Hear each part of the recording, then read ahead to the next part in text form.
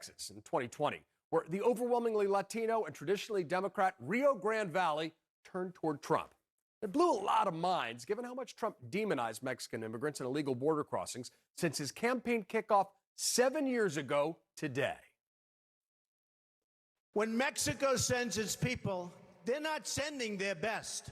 They're bringing drugs, they're bringing crime, they're rapists, and some, I assume, are good people. Now, despite all that, Trump's 2020 campaign made gains among Hispanics nationally, winning 38% of the Hispanic vote to Biden's 59%, a 10-point boost from 2016, doing better with Hispanic men and narrowing the gap among non-college educated Hispanic voters. Now, get this. The point is not that Hispanics voted more Republican because of Donald Trump. It's that Hispanics voted more Republican in spite of Donald Trump's demagoguery.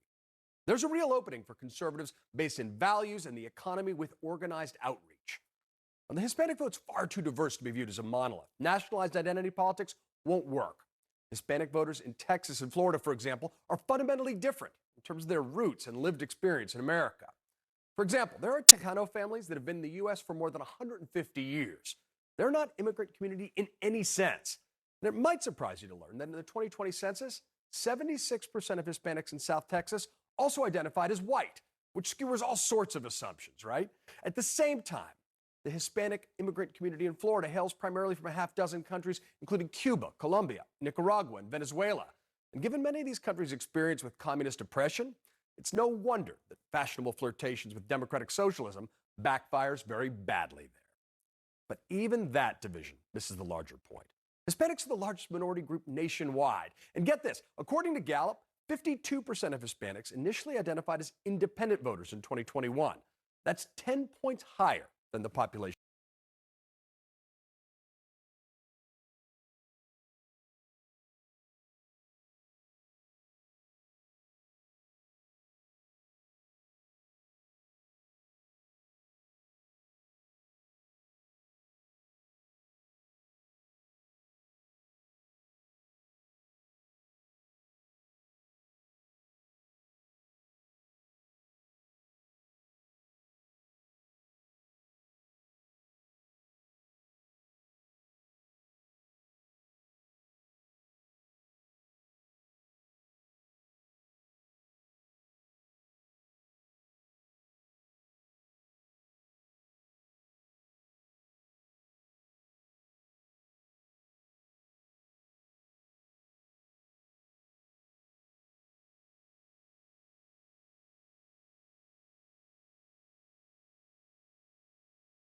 For our democracy.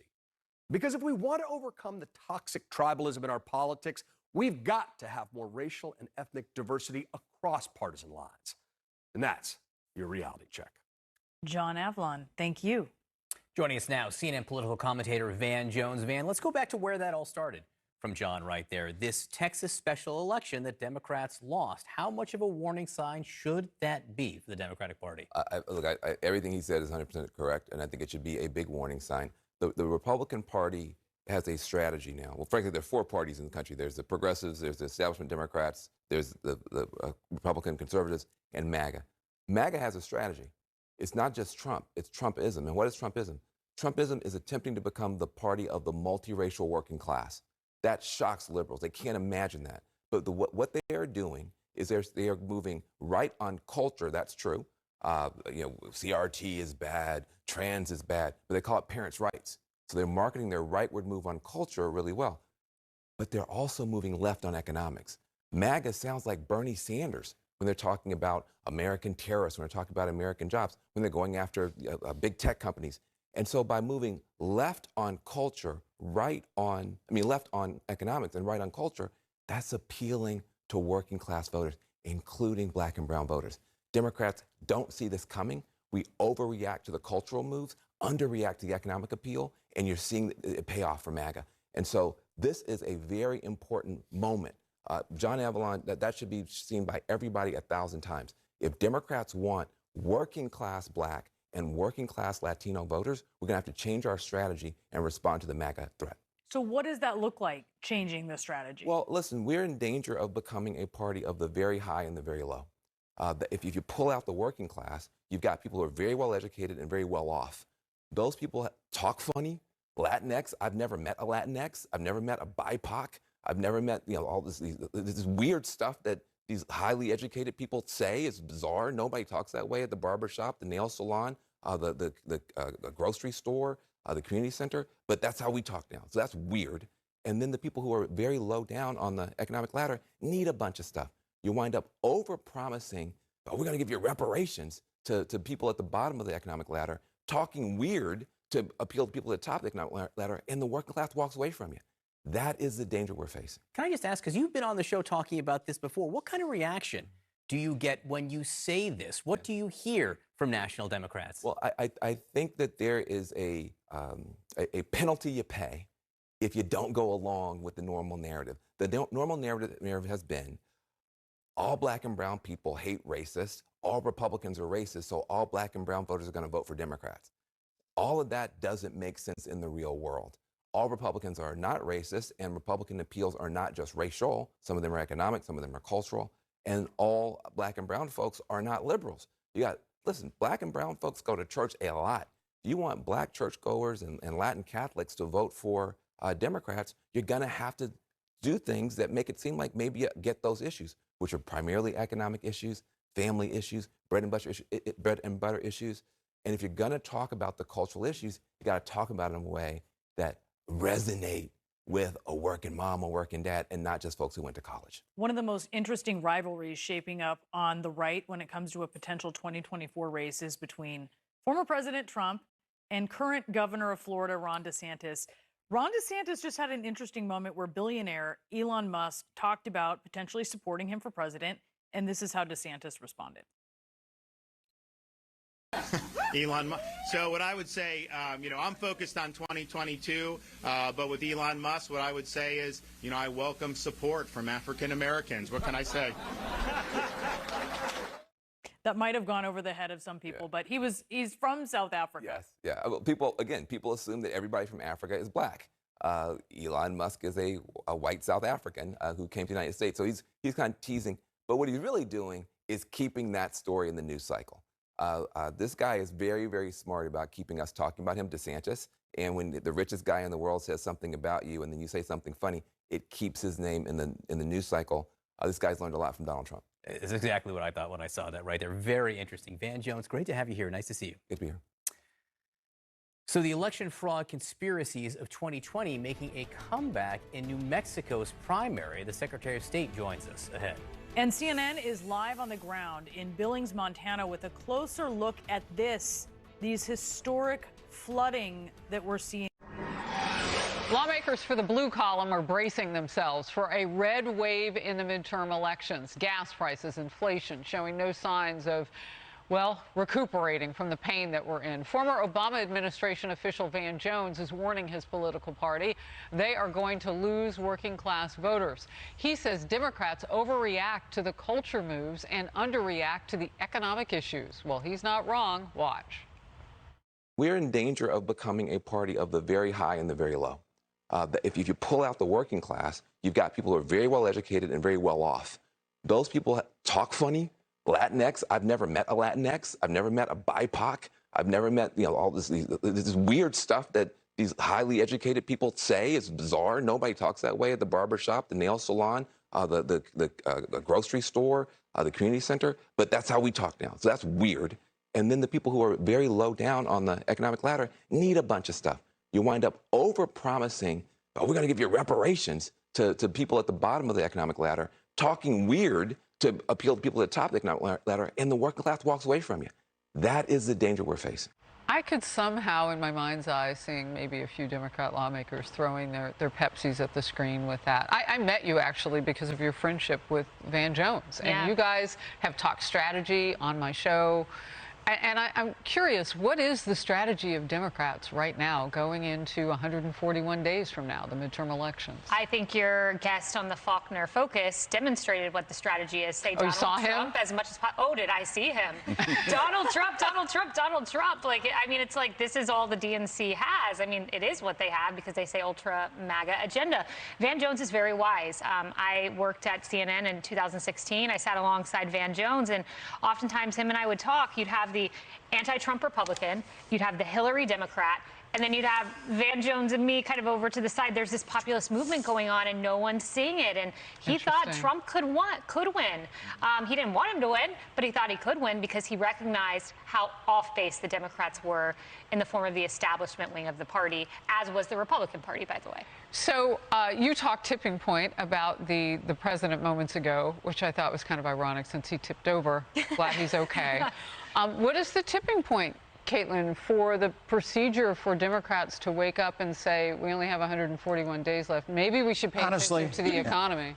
From what I've seen so far, I don't think they get it. I think Van Jones is right.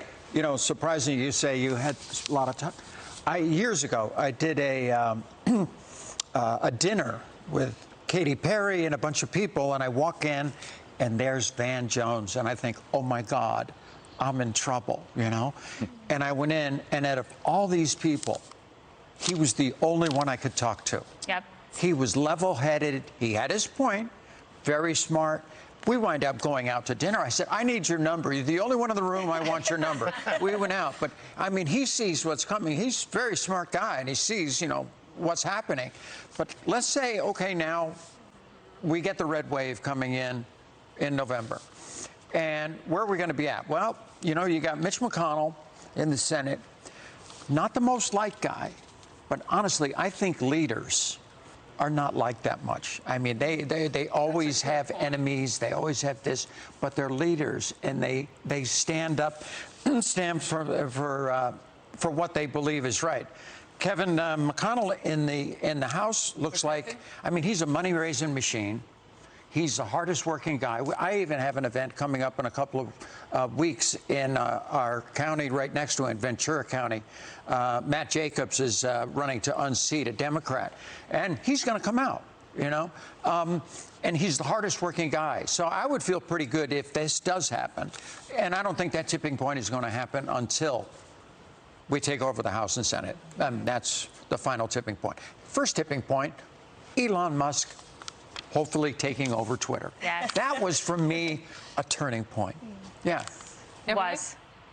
Yeah, I think, you know, Colin Reed sort of wrote an interesting op-ed where he talked about the 5-alarm fire that is this current administration. And he said, as an attorney, I love this, that voters are going to deliver their verdict on the White House administration, on this administration, in November, and Democrats better pay attention. So he listed these 5 things, right? He said soaring gas prices, the cratering Hispanic support, the transitory inflation that is absolutely sky high, and the fact that the president, he said, has lost his ability to scare Democratic voters, right? The tales of the MAGA king, instead of being scary, please bring him back. That's the most refreshing, relieving thing I've ever heard.